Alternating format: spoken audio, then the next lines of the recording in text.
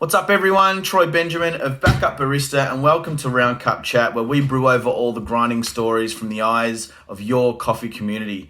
From roasters, suppliers, baristas, cafe owners, importers, consumers, it's 45 minutes of fire, daily at 3 p.m. Watch the replays on YouTube, Spotify, LinkedIn, Instagram, and Twitter. Now, let's meet today's guest.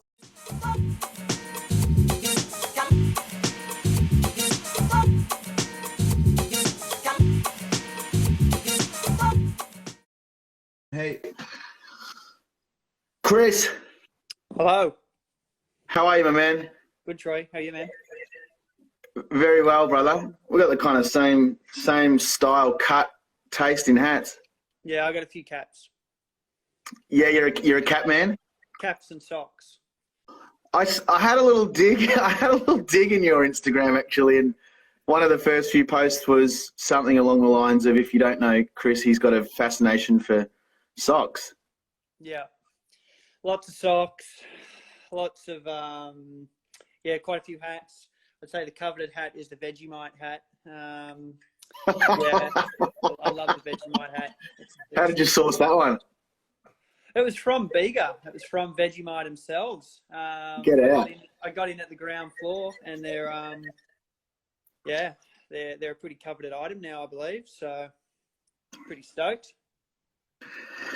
Now, mate, tell us about who you are and what your role is and what you do at Josie's, and we'll offshoot from there. Yeah, so I'm Chris. I own Josie Coffee. We're a roastery based in Newcastle, New South Wales. I guess I just sort of oversee things here and a bit of a jack of all trades. I roast. I run our bar. We have a coffee bar. Manage the wholesale online, and just, I guess, try and look after staff and that sort of thing. We have 4 staff here, almost 5 staff. So we've been around for about 4 years. And yeah, we've been growing well. We've just opened our coffee bar at the end of Feb. Just before all this coronavirus madness. But it's been good. I'd say the bar has kind of been a really good thing for us. It's really pumped us along really well. It's attached to the roastery. So it's been really strong, because certainly our wholesale took a hit with it. But it's sort of starting to get some traction again now, which is good. So that's kind of what we do. The wholesale, the bar, and online. So you were wholesale first. So you're a roaster first. Is that what Josie's? Yeah, I guess that's our main sort of thing. Is roasting and wholesale supply, but definitely the cafe is a large part of the business now as well. It's really exciting, and it's good to be able to engage closely with our customers, I guess. Oh, so true. I really enjoy that part of the business. I'm in the bar. I open every morning, and I'm in and out all day. But yeah, I really enjoy that. I love the regulars and that sort of stuff. That's what hospo's about for me. I love that. Oh man, yeah, you'd be like a tiger in a cage, I reckon, spending your whole time in a roastery for so long, and then opening up your own bar where you get to front, and speak to customers and represent your own brand. I reckon there's probably not too many things that would give you more energy in the morning than that. It's just on our sign we have an A-frame that sits out in the road, and it says coffee beans, banter, and brews. And it's all about banter is Good combo. just a guise for me insulting people and whether they can. It's just a warning, is it, for people to come in and maybe leave their egos and pride at the door? Yeah, there's a caveat that banter may be construed as me just insulting people, but if they like it, which most of them do, they become a regular. If they don't, well, they don't. They probably don't fit your model. I like to. You remind me. We create our own customer base, and that's good. And if people they don't sort of fit into what we're about, well, that's fine. Like, we're not everyone's cafe, but we have a really good following, and I love that. And I don't sort of I'm not into that whole thing with cafes. If there's a customer who's, a real pain in the ass, or a real, they're really rude to staff, whatever. And it's like, oh no, don't, we've got like, just put up with him. He's a good regular. And it's like, well, he's not a good regular. Like, if they want to carry on like that, that's not what we're about. Like, and if, I don't need them as a customer. Like, if people come in here, and I want my staff to have a good time and have a good relationship with customers. And if there's people like that, well, they can go somewhere else. Yeah, I think about just how the ripple effect of booting out people. I don't think it's as damaging as what most owners fear. No. And it's one person, and your actual customers will really like. It's like, oh God, get rid of that guy. That guy's a dickhead. We don't want to put up with them either. They just ruin the vibe of everything. So that's it happens to us all. Yeah. But anyway, I haven't upset too many people too bad, so that's a good thing. Good. Well, not the people that you care about anyway. That's the main thing. Mate, I've done a little bit of research, and you got an interesting story. How did the name you come up with Josie? So Josie was my cousin. She worked in coffee. She started in coffee up here in Newcastle when she was young. When she was 14, she worked for Gloria Jeans for a fair while, maybe 4 years, 5 years. Back when I guess Gloria Jeans was like a lot cooler than it is now. Right. And yeah, she moved to Melbourne when she was about sort of 18, 19 to work in coffee, and she worked at a few places down there, but mainly for venues for Code Black and other venues that Joseph has. So yeah, she'd worked down there for about almost 5 years, and in 2015 she's running to work. She's going to work. I believe she was sort of running late, and something happened, and she ended up on the road. She fell over or something, and she got hit by a garbage truck. It's terrible. And yeah, it left a really big hole in obviously a family's life, but also like a friend's and a work colleague. She was well and truly loved. I get people like constantly say that, like, oh, I used to know Josie, and she was beautiful. So yeah, that was like, it was terrible, and it still is terrible. It was 5 years ago, and it's left a vacuum in her family's life. Her parents. She was an only child. She died. I'm an only child, baby. The only child. Died Go us. On her dad's birthday. Shit, man. Like it's the absolute epitome of a tragedy. I think I remember the story. Was it really early in the morning? Yeah, it was about 6 a.m. Crossing a little Flinders Lane or something like that. Yeah. I can still remember that story. I don't know why. Maybe because it was relevant to the industry, and I can imagine running to work. Yeah. So early myself. So I do remember. Sorry to hear that, man. Yeah, no, thank you. It was really terrible. The business, I had started the business, and I named it after her. And my wife's a graphic designer, so she designed the logo, and and then it just kind of went from there. So that's the logo. That's sort of the original one. That's kind of, I guess, the core part of the logo, but the new one has some new text and stuff around it. Cool.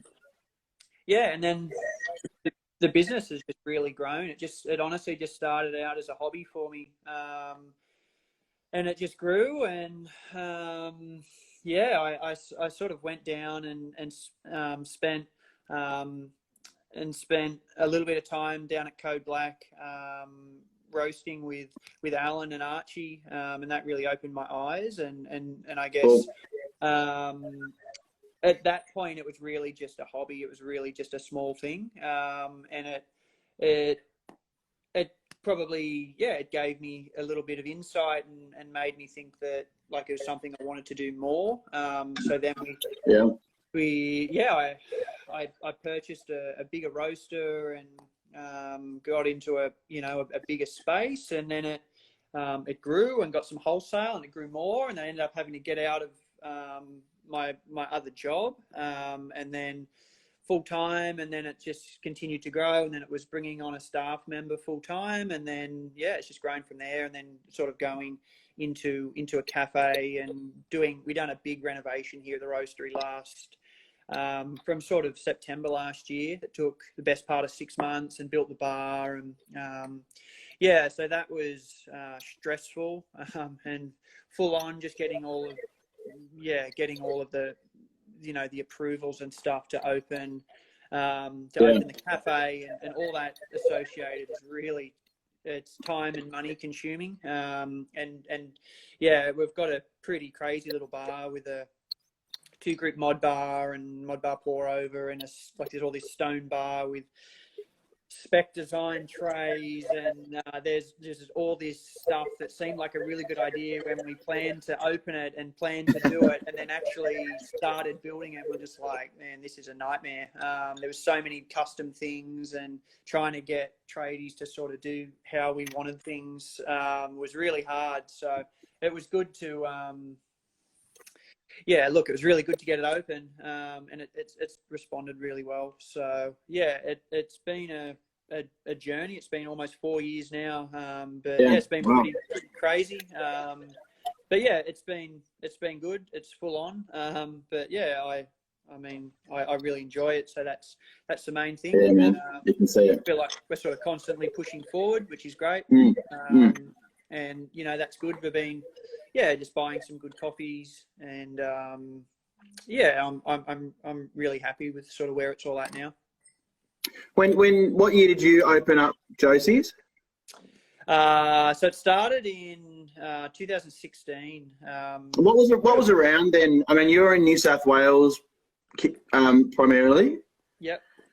I'm really unfamiliar with Sydney and around that way. And shout out to everyone that's jumping on. We can see you saying hi and stuff. So I just didn't want to interrupt Chris, but Cafe Lombardi, Banana Kills, Abri, Cynthia.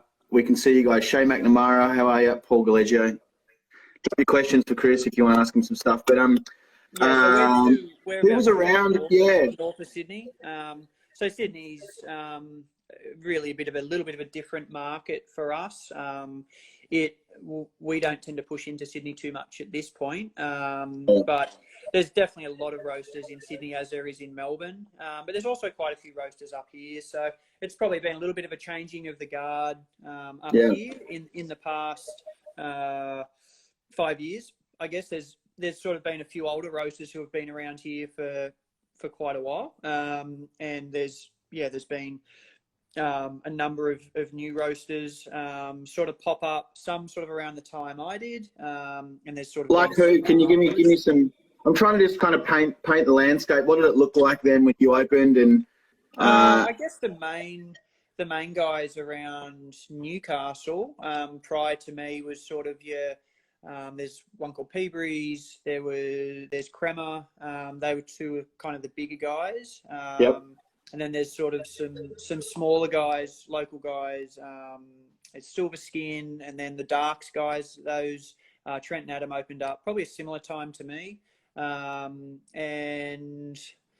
then there's also bigger guys as well, who up here a little bit. Like there's a little bit of Single O up here. A little bit of Veneziano. And you've kind of got a few of your commercial guys up here too. Like obviously they're everywhere. Your Vittorias, your Segafredos, and all of that sort of stuff. There's a bit of that around. And then there's been some other guys come along afterwards, like your Floozy and Glitch and Unison as well. Aric's been around for a while. So there's I don't know exactly how many roasters there'd be around here, but probably 6 or 8, something like that, and some other small ones that I'm probably not thinking of. And was there a real gaping hole in the market from your eyes?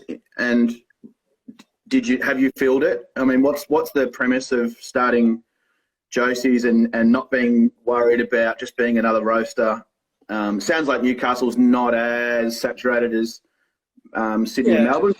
What led you to kind of pushing with Josie's?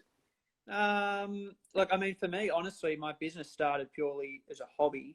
And I wanted it to just be really small, but it got a really good following, and Cool. it just kind of went from there, which was really good. But I mean, I think there's always room in the market if you want to do good work and do the right thing by people and have a good product. I think you'll always do okay in business, like in any sort of business, whether you're a carpenter or whether you're installing pools or whatever. If you do good work and you look after people and you're honest, I think you'll always do pretty well. But it's definitely with some of the roasters who came along, they've taken out of the market. Sorry, just one sec. You're all good. Yeah, cool. Yeah, all good. Thanks, Katie. Sorry, Katie's just finishing work. Good job, Katie. Bye, Katie. Yeah, look, I guess with guys coming along, it has taken chunks of the pie from other people, but look, that's sort of any business, and it's not to stop anyone else coming into that. But I think that with any business, if you're not constantly innovating and moving forward, at some point you're going to get left behind. So we're always very conscious of. I'd like to think we're a very progressive roaster. We're not one to sort of get something and say this is right, so now don't touch it. It's constantly, okay, this is what we're doing, how can we make it better, how can we make things more efficient. Greg, who works for me, he's a massive part of what we do here, and we're both constantly always pushing things forward. Greg is always driving a lot of that. Often he's always very keen to push things better, and that's great, and that's why he's a really valuable member of our team.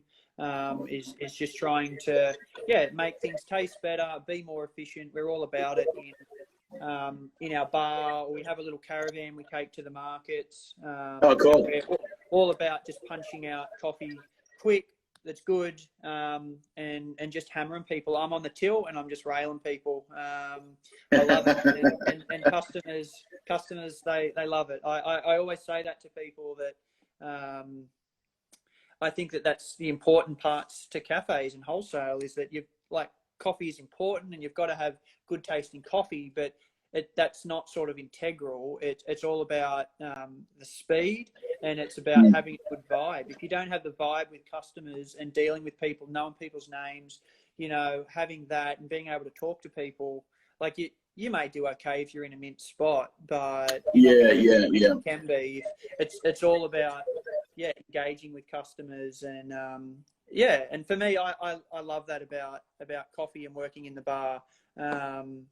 I done a chat recently. I went down to Collab in Kensington. Our coffee was in there for the month of February, and I went down and done a presentation for Craig and Steve at Collab, and I spoke about hospitality and my sort of journey in that, I guess. Cool. And I said that I used to talk to Josie at Christmas time, so I wouldn't see her a heap because she lived in Melbourne and I lived in Newcastle, but we'd always see each other at Christmas, or if I was in Melbourne or anything. But I'd often talk to her about coffee, and I understood it, but I didn't. Like, I knew that she loved it, but I didn't work in coffee. And I was kind of like, oh, yeah, okay, like, it's cool. Yeah, you make coffee, like, yeah, whatever. Like, I don't get that. Why? Like, and then, but then once I guess I started working coffee and started working and doing stuff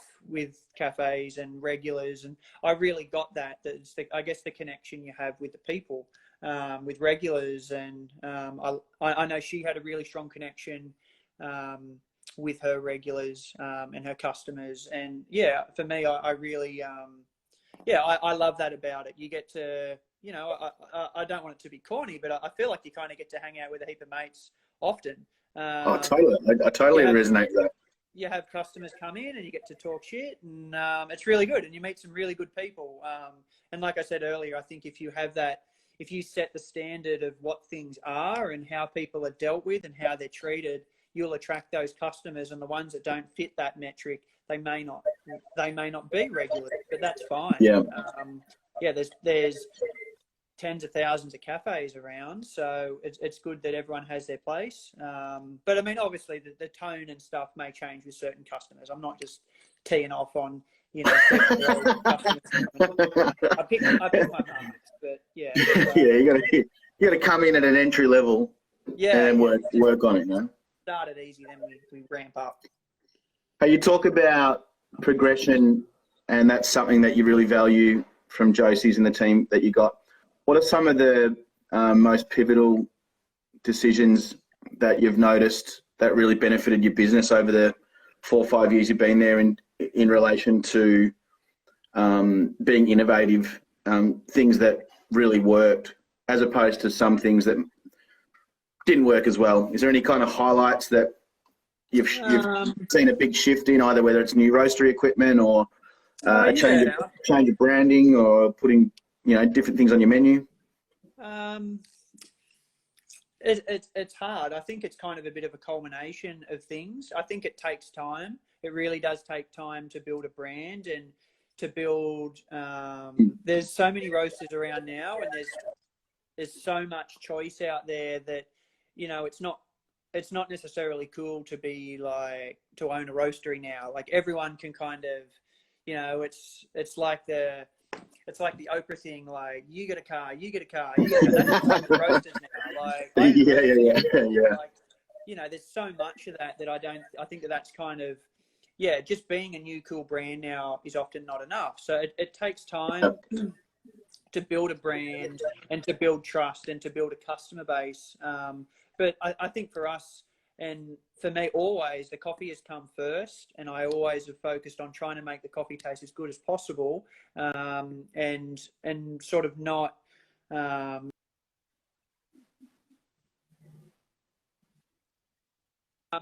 They're not focusing on a lot of background noise and stuff. I think that there's so much of that focusing on cool branding or whatever and stuff, but the roasting might actually just be completely terrible. So for me, it's been about trying to make the coffee taste as good as possible. I've had a number of roasting consultants who have done work with over the 4 years, and they've all helped a lot. So yeah, I've done some work with Ann Cooper, and done a little with James Craig, and then we've done a bit of stuff with Scott Rayo with some online stuff, and that was really good for us.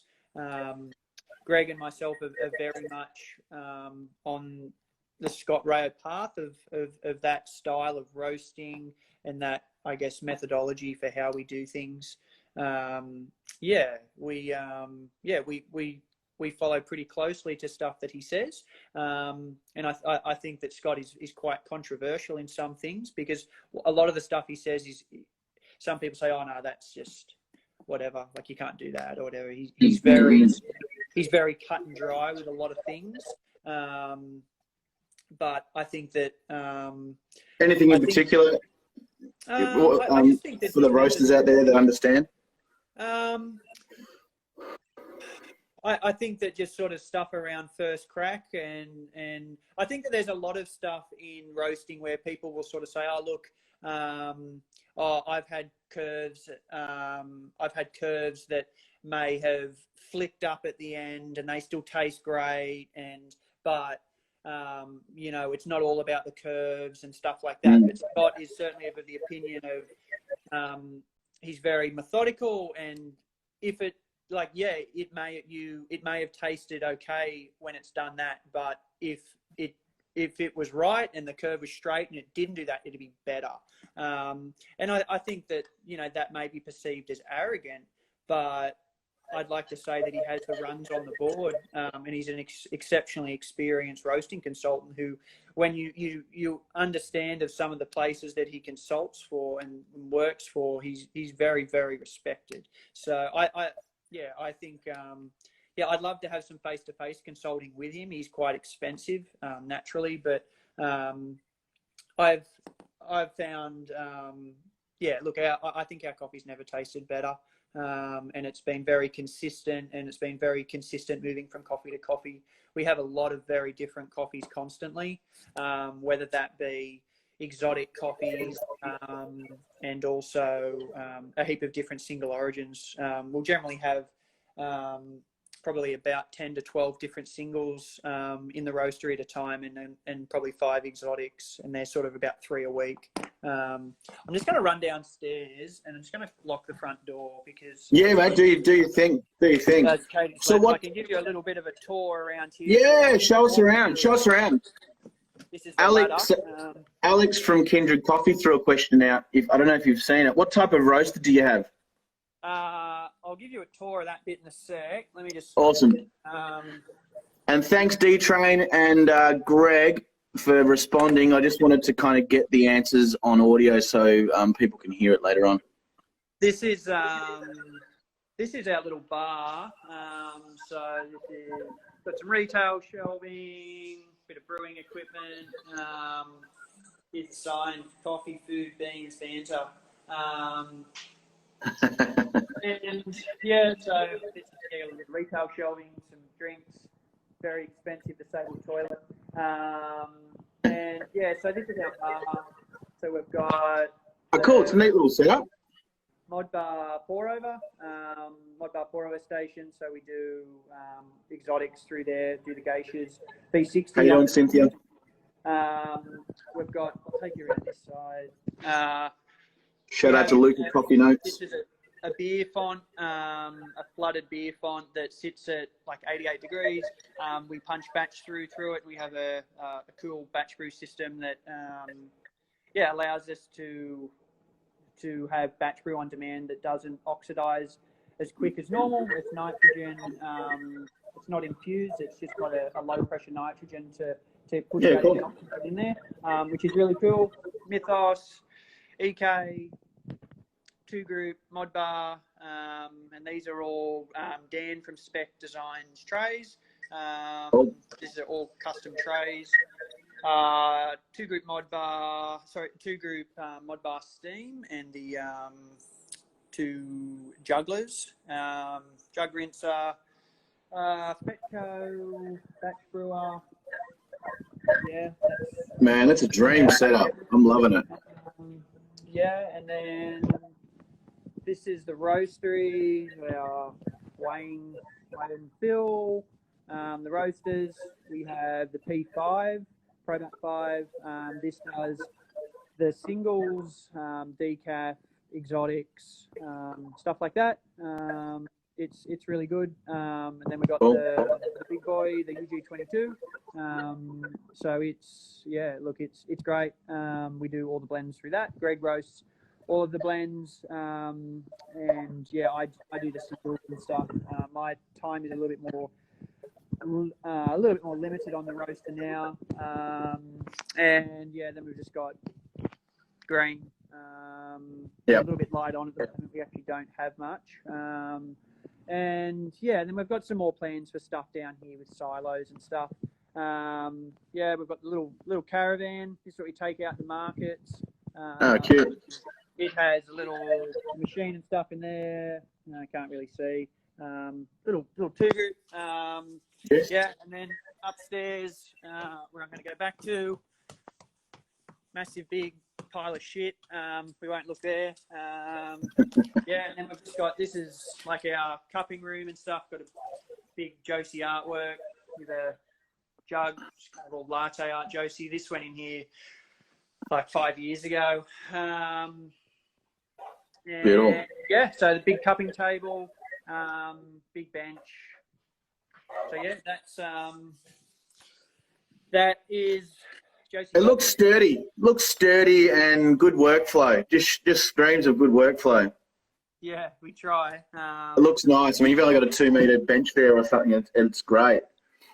Yeah, it's you got a lot going on. The bar, the setup in the bar is definitely the brainchild of Greg. Greg's in here. I've seen he's put a few comments in. He's worked with me for a couple of years now, and yeah, we would often talk about things that we wanted out of a bar, to make things as efficient as possible, and to, I guess, to kind of be like a, you know, like a concept wholesale setup. So if you want to do something sick, well, this is pretty much the best. There's not much more we could do, and the mod bar kind of came into the fold because we wanted to be really customer service focused, and that worked, you know, really well for that. And I wanted it to sort of have a bit of wow factor, and it definitely does that for customers, because it's not like anyone had seen. You know, we could have put whatever machine on the counter, we could put a KB90 or a San Remo Opera or whatever, and you know, they're a sick machine. If you're into coffee and you're into coffee machines, you'd be like, oh, cool, you got an Opera, that's awesome. But for the general scrub off the street, they're looking at, it could be a Wega Polaris. They don't know the difference. But the mod bar, people look at and go, wow, that thing is sick. What is this? Like, what's happening? And it's cool. So it creates some really cool conversations, which is great. Yeah.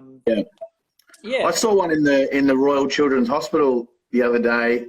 I was like a couple months back, and it wasn't even it was a coffee cart mod bar. Oh wow. Yeah, in the hospital, in the pathway in between wards. It was Wow. Emma and Tom's juices, a couple muesli bars, and a little double spout mod bar. I'm like, who's running this show down here, man? He's like, it only serves, he's not cutting corners. It only serves Panama Geisha to surgeons at $40. You know, yeah. Yeah, the return on investment on a mod bar trail is pretty high. Hey, I got a question here from Luca Coffee Notes. How different do the P5 and the UG handle? They seem pretty different. Yeah, definitely. There is some differences. Our UG has atmospheric burners. So basically it has like floret burners underneath the drum, which are controlled via a gas gauge. So the UG is definitely very responsive, and it's a very responsive roaster, and it's definitely not a super easy roaster to roast on.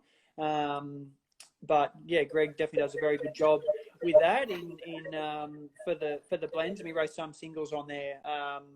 But we do run quite a similar airflow, I guess, between the UG and the P5. The P5 is definitely, it's got a jet burner on it. I think we're maybe a tiny bit more aggressive on the P5 for some of our single origin roasts in timing wise. But realistically, they are quite similar. The curves are very similar. Probably just the first third of the roast is maybe a little bit more aggressive on the 5. But it's very hard as well because probe placement, the thermocouple probes on different roasters is different. So a curve from one roaster to the next may not be exactly the same. So yeah, the thermocouple probe for our beans on the UG is definitely in not a very flattering position. So sometimes I feel curves may appear a little worse than they actually are because the probe is very, very sensitive, where the one on the P5 may be not quite as much. But I think the premise is quite similar for both roasters. They are a little bit different, but they are similar. We have some protocols in place in between roasts to really try and reset the thermal mass of the roasters to keep them quite similar. So yeah, we've worked pretty hard to get them to be quite similar, and I think in the cup the coffees come out of them very similar. Greg's mentioning something in here. We roast lower charge, burner power ratio on the P5, so we're generally quicker with that roaster. Yeah, we are pretty. We definitely don't overload our roasters. Our P5, we only go 3.5 kilos, and our UG, the maximum we do is a 20 kilo in the 22. But the burner in the UG is quite powerful, so it can handle that. I think that some roasters definitely can run into some issues with roasters when they're throwing in more coffee than their roasters really able to handle. Coffee roasting manufacturers will definitely say, oh, this might be the the size of this roaster, it might be a 15 kilo, but it actually is not a 15 kilo. It can maybe only roast like 8 kilos or 10 kilos. So yeah, it's all about sort of understanding what your roaster is capable of, and you know, every roaster is different, but yeah, I think that is definitely very very important for us is having good equipment and roasting the suitable charge sizes for those roasters to be able to get sufficient energy into the coffee to do what we want to do with it. Our roasts are definitely relatively aggressive, and yeah, you definitely can't do that with underpowered roasters or by putting in too much coffee into them. I'm thinking about all these brilliant things that you're doing at the shop, and also the old school style of the customer who doesn't want to try different things. But we're very willing usually when they trust the cafe that they go into. What percentage of people come in and don't want to hear your bullshit, just want the same drink? Yeah. And what percentage actually come in and are just kind of in your hands for the morning? I think everyone's kind of on their coffee journey, I guess. That not everyone starts drinking espresso. So it's all about picking your marks and having good conversations with people. And we have a really cool bar and some really cool stuff and cool coffees in there. But the reality is I sell a staggering amount of caramel lattes and vanilla lattes. And that's fine. You know, that's what it is. I'm not concerned about that because you like what you like. So I love drinking, you know, filter and V60 and espresso, but I still like a milk coffee. But I didn't start drinking those. And I think for me, and what I try and tell all the staff is that, like, we're not coffee wankers, and I don't ever want to be known as that. Like, we're into coffee, and yeah, like, you know, we froth on it, but we're not here to like, oh, you have 2 sugars in your coffee, like you're a piece of shit. We're not like that.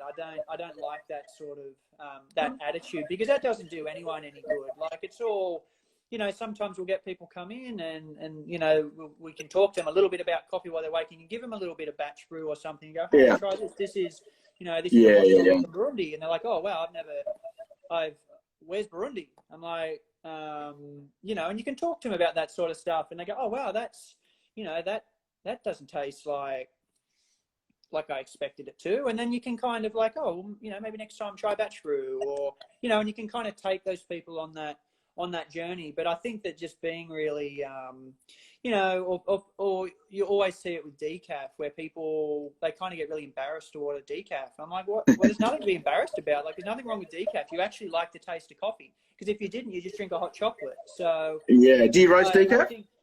Sorry? How much decaf do you go through? Do you roast for decaf as well? Oh, we do a staggering amount of decaf. It's actually... What demographic are you in around there? Is there like, I'm imagining, I don't know. Tell me.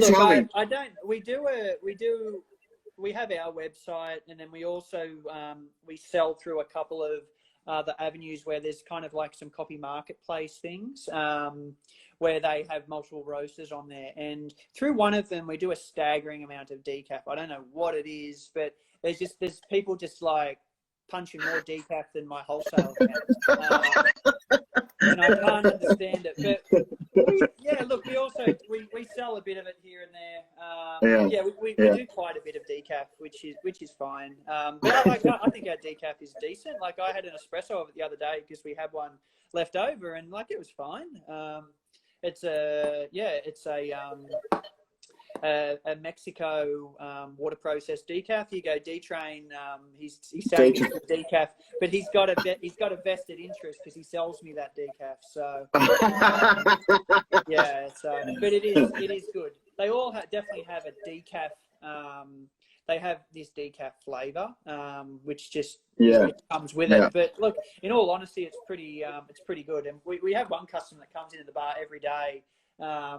And they have a double shot small decaf cap, so it's just like everyday double decaf. So we definitely punch through a bit, and you get the odd one. And at the markets, we tend to cop a lot. Decaf and alternative milks. It's just kind of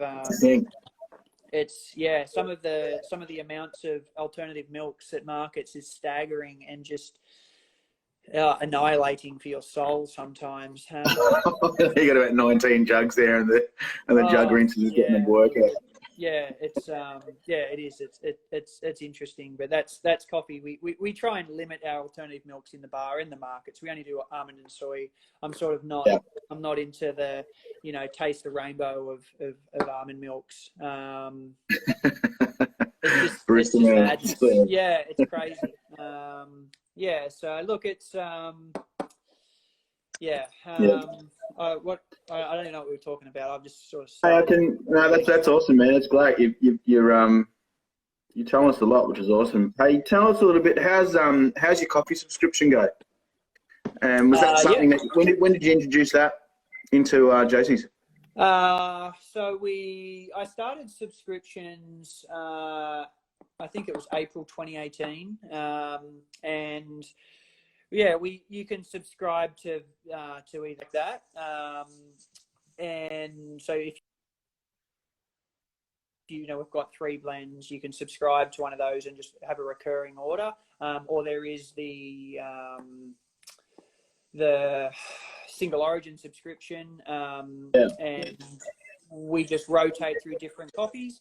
They may occasionally get the same coffee, but we keep a list of what they have, and they'll just we'll try our best to always give them a different coffee, and that's been really popular.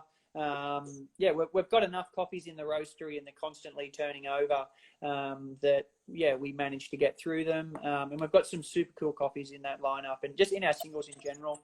I'd like to say we buy some really good green, and that's been really good. We've got some good relationships with green traders, and we've sort of got a lineup of good coffees that we get back every year now, and also the odd new one that might come. It's really good, but most of the stuff now is longer term things that we sort of continue to buy each harvest or whatever. So that's been really cool. Just to find good coffees, and I think it definitely takes a while to understand what you're looking for and what your customers want, and understanding good from bad, and having the trust with good suppliers that if they say something's good, it probably is, and they having that trust that if they say it is good, it is good, and not I think you may not have that with some green traders where they might just want to flog you something that's not great, but I think of having that mutual respect, and not getting it's fine for someone to say, oh yeah, this is good, and and then you get it and it's not. Well, I mean, that relationship's not going to last like that. But we have some really good traders, and that's been really good, and just definitely with some cool longer term projects that give us a pretty good supply of things throughout the year, and limiting the amount now of spot coffees that we buy. So a spot coffee is a coffee that the green traders will already have sitting in their warehouse. They've bought. Most of the stuff we buy is contracted, and it's talking to those traders before those coffees ship, and tasting and going, yep, that's good, all right, I want to take 200 kilos of that, and most of those things are rolling around into their 2nd and 3rd year now, which is really good. Do you travel much? Interstate or more so international? My next question is more about outside of Josie's, what's been a really memorable, and for whatever reason, it could be a real crap one, or it can be something that really knocked you off your socks. But what's one of your more recent, in the last few years, memorable coffee experiences you've had?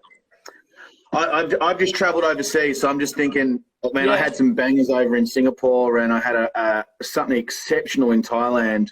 I just want to see from a roaster's point of view, what's something that stood out?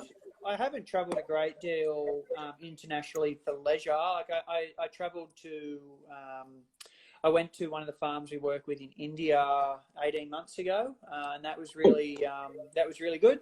Spending a week over at Riverdale. Oh wow! That was awesome. I went over with NJJ from Cartel. So Oh, did you really? that's quite an experience to spend some time with Nathan James Johnson, drinking, putting down a bottle of. That's what it would have. You just had to stop there at the word drinking. Yeah, there was a bottle of. Sorry, mate. Nate, if you're watching this, you created this label, not us, all right? Yes. Yeah, watching. No, I love it. That'll be fun. But we sort of polished off a bottle of Johnny Walker Blue on the first night, and watching him trip downstairs face first with a glass of whiskey was always pretty interesting. But classic Nathan, that was great. So there was about. But he backs it up. Yeah. He does back it up. He doesn't sit in bed till 12 and go get KFC and have no shower. You know, he's got that Nathan James Johnson energy. Yeah, so it was good. Cool. I went with Nathan. Was that your first trip to a farm? Yeah. Awesome. Nathan, Malcolm, Joel from Cotaterra. Yeah. And Nathan's videographer Stefan. I remember seeing that trip. That looked fun. Yeah, it was great. So and then my offsider Greg, he went last November. He went over with Nathan as well. It was just him, Nathan, and Stefan. So yeah, I have plans to go to South America. A little bit hard, obviously, at the moment. There's some cool stuff we're working with over there. But it's just trying to make all that happen. There's a lot of stuff I want to do in Colombia and also sort of Panama, Costa Rica. There's heaps of stuff I want to do, but it's just trying to make it all happen. And I really can't afford to be away for probably more than 2 weeks. So that's quite difficult, and especially sort of where the majority of our coffee comes from in Colombia is quite remote. So dealing and the logistics around that is really hard. Some things are quite easy to get to in Colombia, and some of the stuff I want to visit, but certainly around where our blend Colombian comes from, and also a coffee we buy from there, which we buy all of the crop. It's the entire crop of Jose Ramiro. It's very remote. It's sort of ex-guerrilla territory. So it's really quite difficult logistics to get there and do that. So yeah, it's just a matter of balancing all of that. But that's definitely sort of stuff to look forward to. It's all opportunities I have that, these guys want me to go over and do stuff, but it's trying to balance that with the business and family and all of that fun stuff. Is it always much more helpful if you're there in person as opposed to, I'm just trying to think of a way to solve your time, having someone on the ground in Colombia near the farm?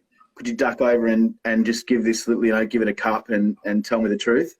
Or is it all, or is it also in terms of with what we do in Colombia with Cedro Alto? Cedro Alto is ran by Carl. He's an American guy. He lives in Colombia, and he's been there for, I think, the best part of 10 years. He deals with farmers and cooperatives and then connects them with roasters, sort of primarily in the US and here. And then that coffee comes in through Langdon's Coffee in Melbourne. So that Carl is kind of the boots on the ground there. Cool. Certainly where our coffee comes from is very remote, and also they're indigenous people, they're Nasa people, so they don't speak Spanish, they speak native Nasa. It's quite complex, I believe, to deal with the cooperatives, and Carl has that trust and has that relationship with certain people to deal with that. So that's quite complex, and it's not something like I have people all the time say to me like, oh, why don't you just deal with these things direct and cut out the middleman? And I'm just like, that's not how it works. I don't see green traders and stuff as middlemen. I see them as someone who does a really important role for us, and for a lot of roasters. For one, just in terms of logistics and bringing coffee into Australia and quarantine, warehousing coffee and financing it, and then getting it to us. For smaller roasters, it's a very difficult concept to deal 100% direct with these places. You know, I have a 150 square meter shed, which isn't a small shed, but currently I probably couldn't have much more than sort of 6 to 8 tons of coffee in here at a time. And if I was dealing direct with Colombia, like I'd be taking, you know, at least sort of 12 tons of coffee at a time, and paying for that coffee up front and handling with all that. It's a really complex, difficult thing. So they do a great job of handling that and quality controlling coffee and maintaining those relationships. Carl is in contact with guys with, you know, boots on the ground and dealing with that. Otherwise, I think it's just, it's a very, very complex and difficult situation, and that's not what we specialize in. We're coffee roasters. I deal with roasting coffee and selling it to my customers and dealing with my own customers. I can't sort of deal with all of that too. It's a whole other world, isn't it? Yeah, I've really got all of the financial transparency and that side of things that, like, I really don't find anything, like, see anything to really gain by that. That's, you know, the situation it's in now works really well for us. So, and I don't really see that ever changing. It's a considerable decision to be able to go bigger than that and stepping up to bringing in coffee ourselves, certainly in any quantity. I still didn't. I'm still wondering where you've had your best coffee outside of Josie's. That was brilliant. That was brilliant. Though, hearing about that story, by the way, I can imagine that experience would have been epic. And the best coffee, I don't know. Well, not your best, you know, something that stands out. Look, for me, on a trip to Melbourne a couple of years ago, we were down in Myers and, you know, going to Brother Bubba in the CBD and just, you know, getting a spro and a batchy or something and sitting in there and watching, you know, watching one of Australia's most iconic cafes just pump is a really cool experience. Or I think at Code Black, I've had some good coffees there, and I think the Brunswick Roastery and Cafe is an incredible space, and you know, I think that's really cool. Like, having breakfast there is an experience for me. Obviously, there's a lot of personal connection with Josie, and that's where she worked, and but also I just think it's a beautiful space. So that's really good. But I'd like to say we do have, I don't want to be a tool, but we have some cool coffees here, and I've drank some really good coffees here. We've had Village Lots, and I believe you. That's why I asked, because I know it's going to be a challenge to kind of we find out what was a close second. Some really cool coffees here, and that's been really good. But yeah, I think it's more sometimes than just the taste and stuff. It's 100%. the experience. You know, people might say, you know, I had this coffee somewhere and I was in Rome and it was amazing. And it's like, realistically, you're probably drinking some third crack Robusta, you know, drink. But for you, it was a really cool experience because you're on your honeymoon and it was like you're in Rome, and it's like, it's really cool. So it's always different for everybody. But I think it's always, you know, what might be perceived as a really good experience can be who you're enjoying that coffee with, I guess. So, totally with you. Yeah. And I've got one little sneaky question here. We've got about 3-4 minutes left. You can delve in depth to this one. Someone's asked, are you allowed to wear PJs to work? Yes, Paul. Yeah, he. There's a. What's the story behind here? Well, it was yesterday in the bar, and Paul come in to do a little shift in the bar, and there was a regular in the bar who works in a nearby unit, and he I'm just sort of watching him. He's sitting down the tables, and he's like, I'm just kind of watching. His attention's being drawn to the car park. I'm like, what's up, mate? He's like, there's just someone pulled up in our car park over there. I was like, what's he wearing? He's like, pajamas. He's wearing what? Pajamas? I have a look, and it was Paul. He was wearing party pants. Right. Pants, and they look like pajamas. Happy pants. You talking about happy pants? Yeah. Happy pants. Yeah. I remember those.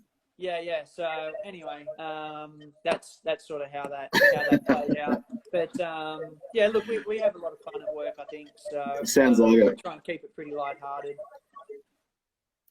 That's brilliant, mate. Before I take any more questions, I'll have to wrap it up because we want to post this. We've got under an hour to post from Instagram, so Well, we've been an hour. That's insane. We've gone for 55 minutes, which is brilliant. Yeah, awesome. It's brilliant, mate. I appreciate your time and beautiful tribute. I think you're doing Josie proud, man, and you're a solid man, and look forward to seeing where your career goes. Sounds like you're doing some really good things. Thank you. Yeah, so we're going to start up a little Instagram live thing soon. So I'd like to have you on our channel soon, and I'll try and talk to some people, whoever will put up with me. I don't know if I'm going to get Wendelbo on. That's a pretty solid score, mate. That's He's going to DM him. He was fine. So yeah, he was great. Awesome. When are you going to get Hoffman? I might DM him right now. Yeah, Hoffman, that's the goal. Hoffman and Rayo. Mate, you're a pleasure to talk to, man, and appreciate your time again. Thanks for your time. Awesome. Thanks, Troy. See you guys. You're a legend, mate. See you around.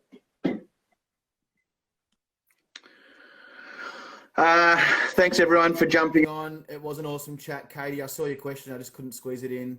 Shout out to all the followers that chimed in. Aussie in Prague, Roasted Daily, Off the Nose, Barista Man, you're hilarious. D-Train, great input. Donald Sanger. We had so many people chime in. I'm going to post these up on YouTube, all of our recorded ones. Unfortunately, I didn't record Lucy Ward and Jibby Little, but all of the recorded ones are going to be on YouTube in about an hour's time. So look up Backup Barista on YouTube and you'll be able to replay all our live chats that we've had over the last 2 weeks. Back tomorrow, 3 p.m. My name's Troy from Backup Barista, and this has been Round Cup Chat. Take it easy.